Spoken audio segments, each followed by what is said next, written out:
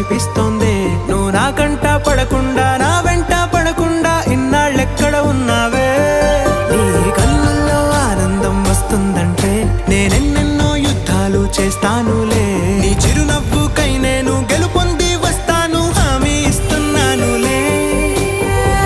ఒకటో ఎక్కం కూడా మరచిపోయేలాగా ఒకటే గుర్తొస్తావే, నేను చూడకుండా ఉండగలనా? నా చిలిపి ఎల్లర్లు నా చిన్ని సరదాలు నీలోను చూశానులే.